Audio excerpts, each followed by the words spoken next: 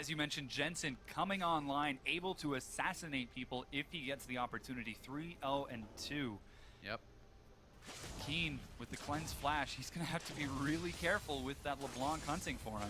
He always does. Even with that cleanse, there's a lot of stackable CC here from Cloud9. You cleanse an Ash Arrow, you get hit by a Braumalt. You know, you cleanse the chains from Jensen, you get hit by a Maokai Root. There's a lot of follow-up. So although he does have it, it's a great summoner choice. He still has to position very carefully. If he gets caught, he can certainly get popped. And you know, a powerful team like champion like Cass needs to be able to stay alive for a long time to really consistently pump out that damage.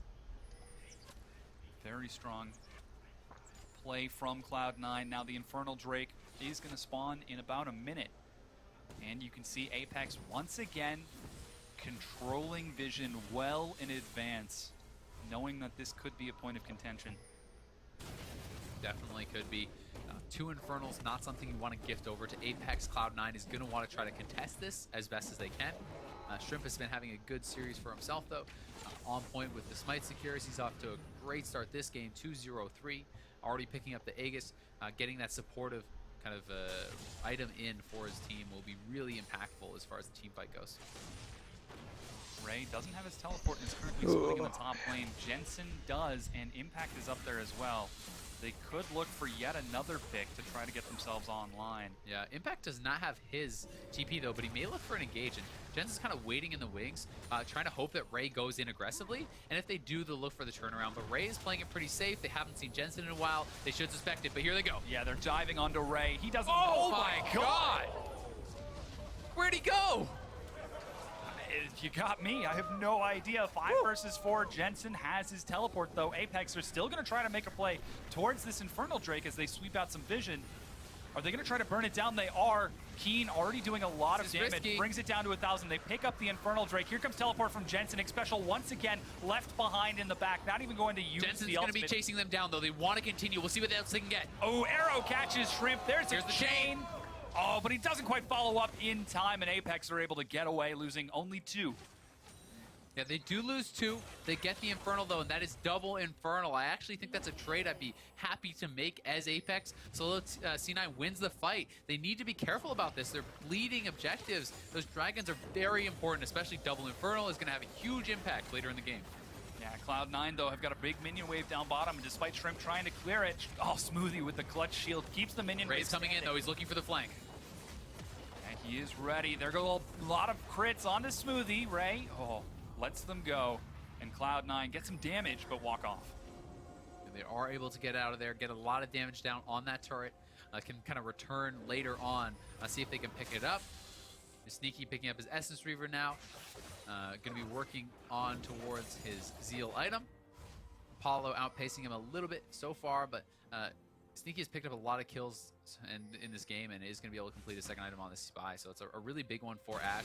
Full Hurricane now. 2 completed full items on Jensen as well. The 2 carries are really where almost all the kills, all the gold is going for C9. So this is totally ideal for them. They need a lot of damage coming out of these guys, and they're going to be able to get it.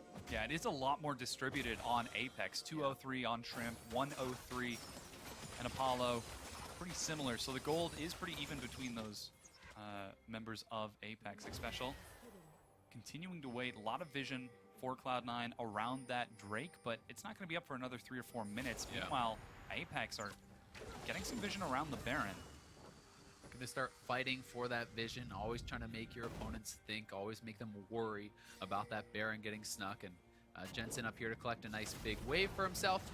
Meteos kind of just using that Tremor Sense, trying to keep tabs on where the opponents are and allow Cloud9 to respond appropriately. They're going to need to move more members to the mid lane, though, as it's 5 guys from Apex running down mid. Impact's in the bot lane. They may just be seeding this turret and trading for the tier 2 bot. No, Apex is going to actually call to back off. They don't feel confident about making a dive there. Rightfully slow, as Impact did have his TP available. Yeah, but they just gave up that bottom tier 2. Cloud9, 4 turrets to 3. And Apex still grouped up in the mid lane with teleport on Ray. Ray's having a rough game this time around. He's getting picked on a lot. He's 0-4-3. Down 40 CS on the Maokai. There's a lot of counter engage and point and click CC on him when he goes in. And here comes the engage from Special, but he only gets Meteos. They're not going to follow up. Not able to find the 2.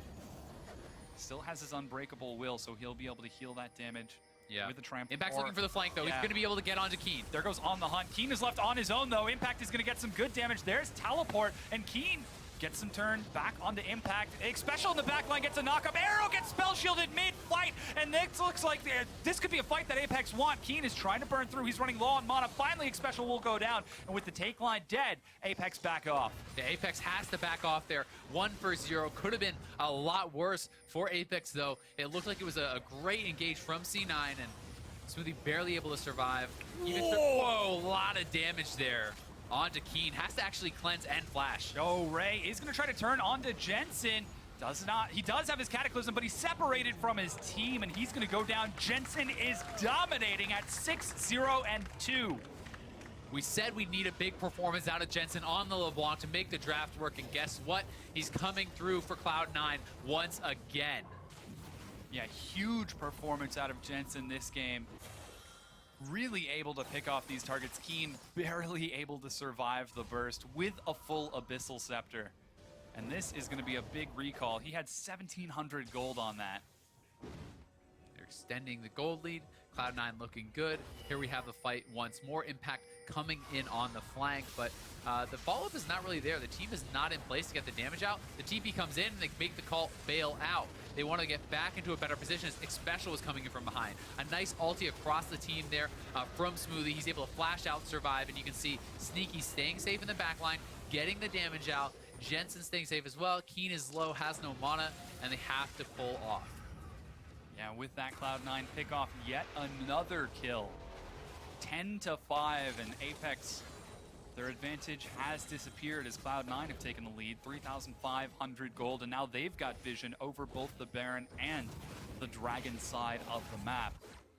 Cloud9 is looking really good, but we have to remember Apex did come back from a gold disadvantage last game. Yeah. We saw how much of a monster Keen became on that cast, and although he's had a lot of focus on him, there was a lot of people coming mid lane, the bot lane duo rotating there, Meteor spending a lot of time. He is yet to die this game.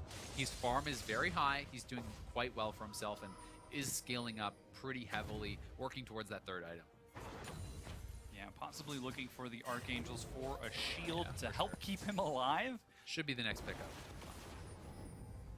Very, very important, as he did an enormous amount of damage in the previous game, more than twice than anyone else on his team. He needs to have a very similar performance this time around, as Cloud9 are trying to press forward with vision and look for picks. Use the strategy that worked in game number 1. Pull Apex apart.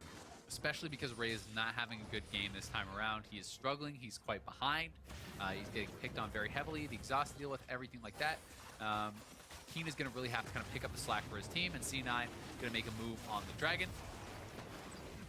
Yeah, this is going to be Ocean Drake going down. No contest from Apex. The first Drake for Cloud9 this game. We will have one more Drake spawn before the Elder Dragon spawns, and that's going to be yet another Ocean Drake. So we'll finally see what's better, fire or water. Yeah. As far as late game goes, I would definitely give the edge to the Infernal. I think it's more impactful as the game does progress, but nothing to sneeze at. You know, is that Water Dragon, and it can be really nice as far as sieging up.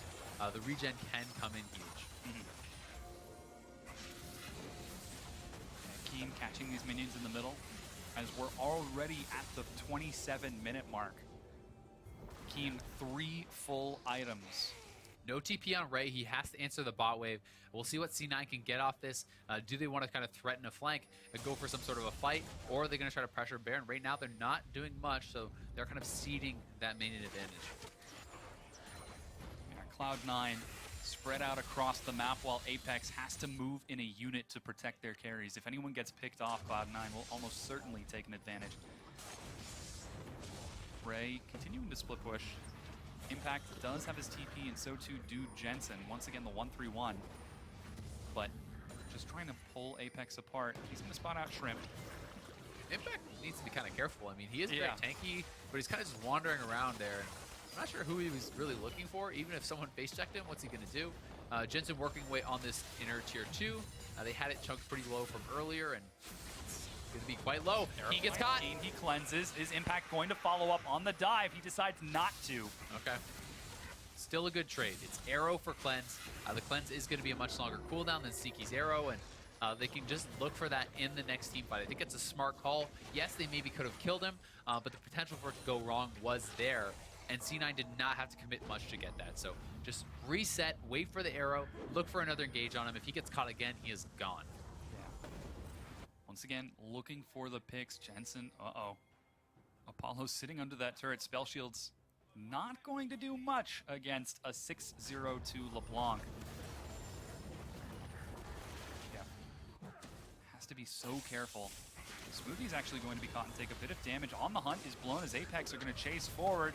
Fissure is going to disrupt them, and Cloud9 walk away, but the lanes are split pushing. Yeah, they should be able to get this turret.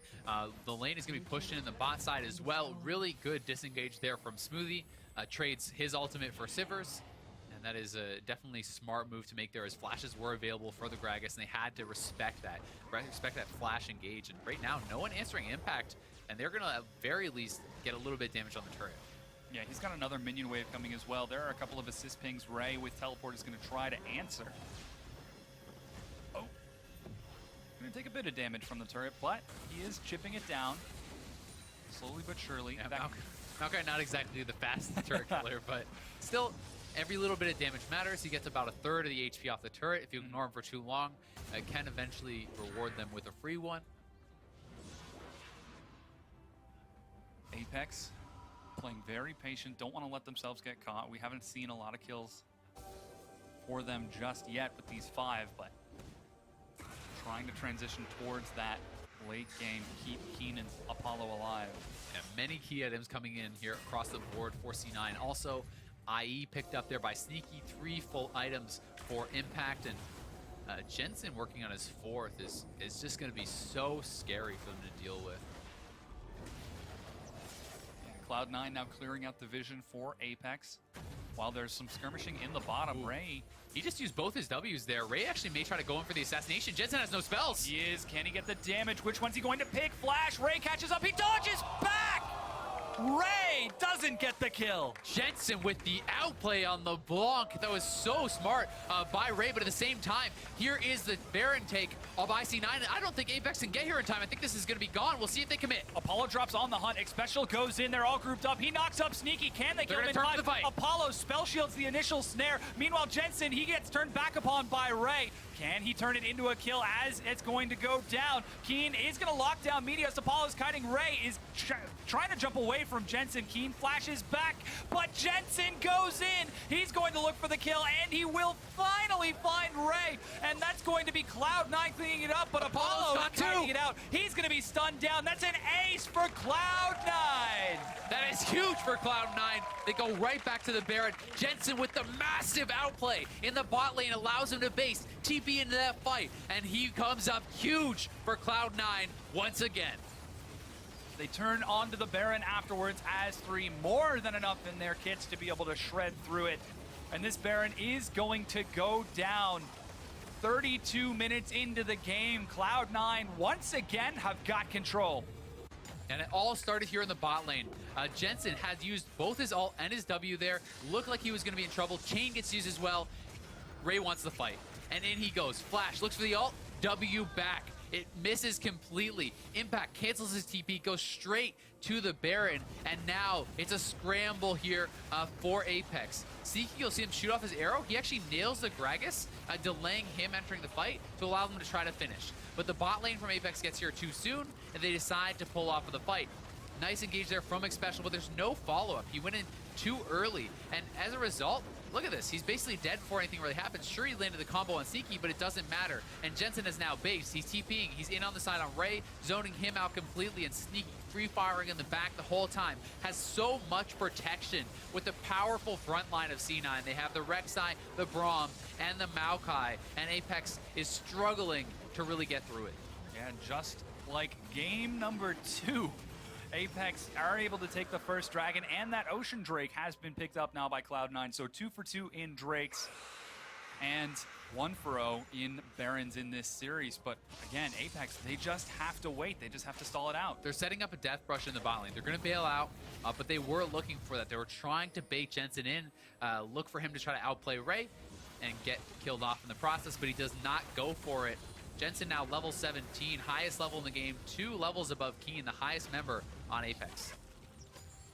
Yeah, some huge plays on Jensen, 6, 1, and 4. We saw how much damage he did to Keen the moment he was able to pop onto him. Yeah. Now he's got a Void Staff on top of that Abyssal. Ooh, gets just a bit of damage onto Shrimp.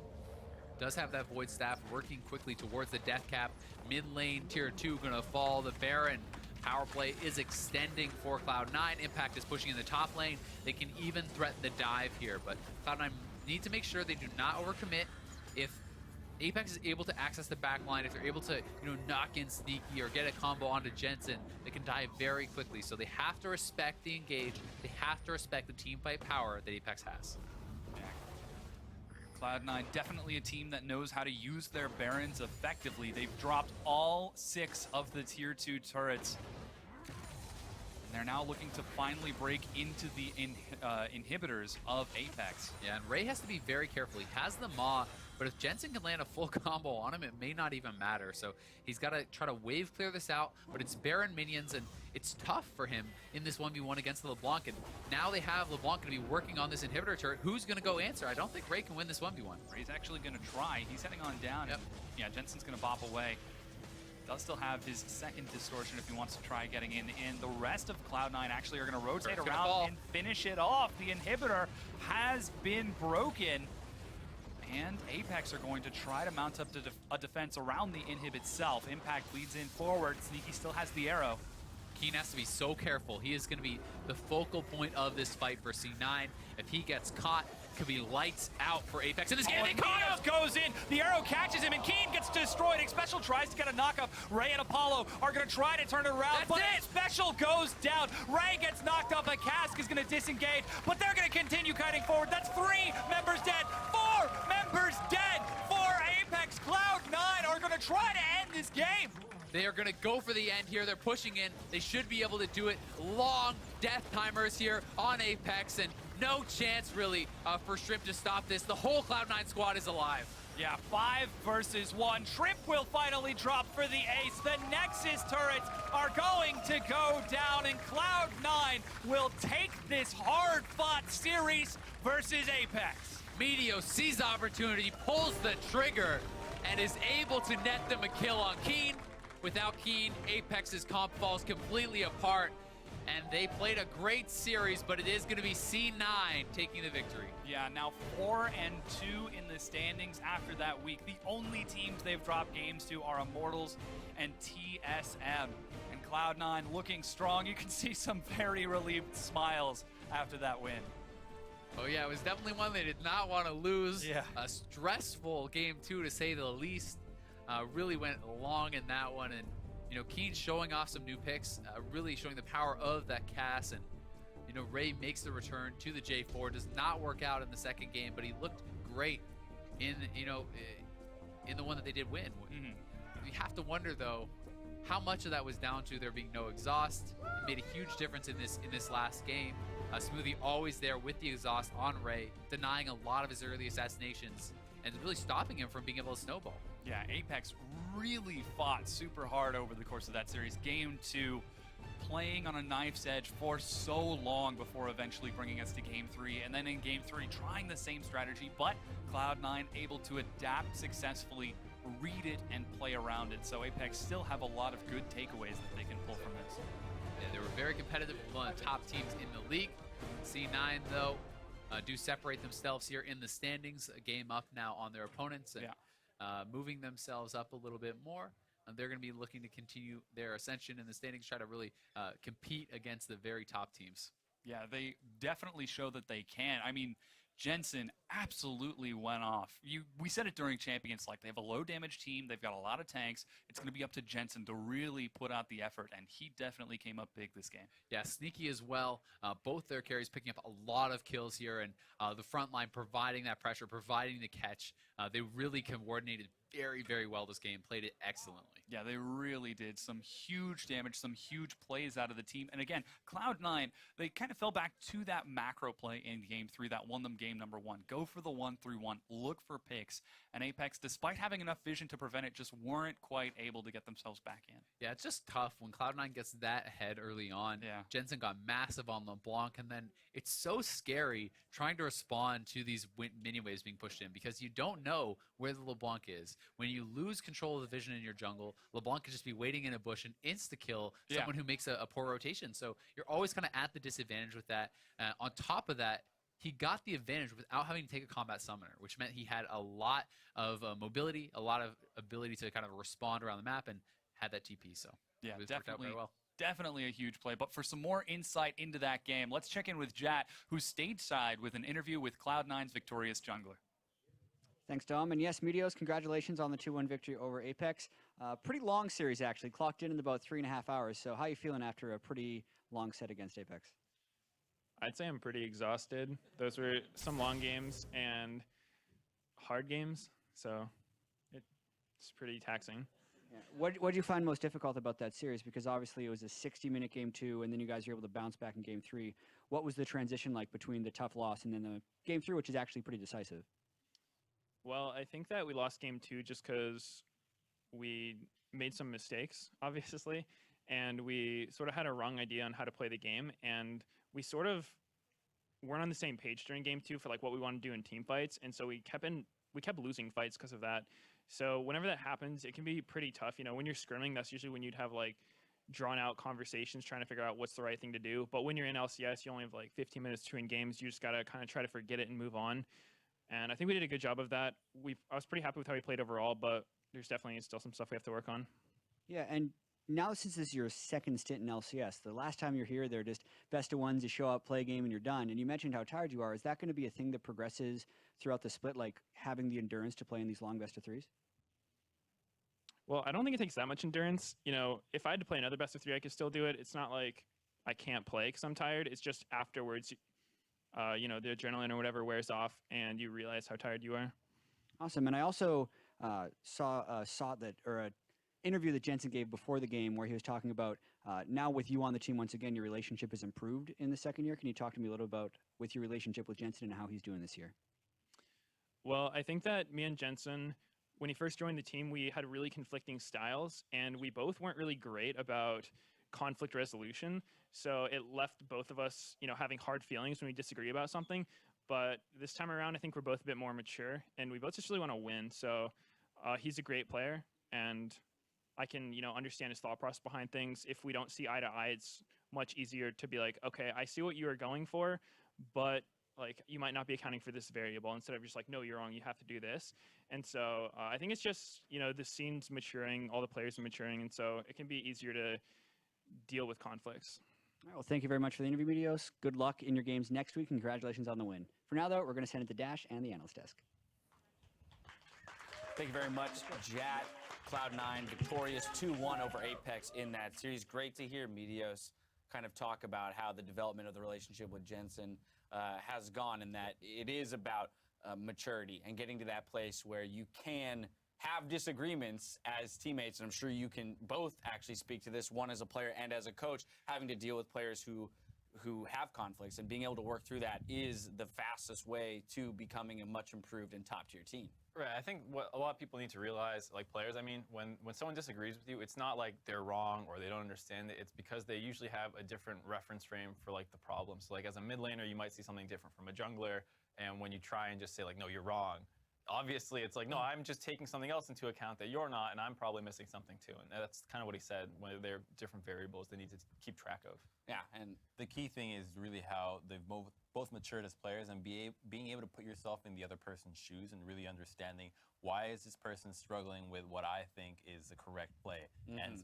both parties being able to see it that way leads to a lot more harmony and understanding. How can we come to a middle ground and actually work on this that we can both benefit from it? Yeah, and also too, it appears that in Meteos' response as to why Game 2 went the wrong way, in a sense, was because mistakes, yes, but also because the second point was that we weren't necessarily on the same page about how we should be going about team fights. So clearly, some of the issues around communication or around goals and the way that the team should go about things is still not fallen into place just yet, but they will get there. Let's dive into this third game because once again, Cloud9 picking themselves into a composition that needs to win early. They mentioned it, 2 damage comp with that LeBlanc. LeBlanc has to get ahead. He did just that, so they were in a good position to roll through the game.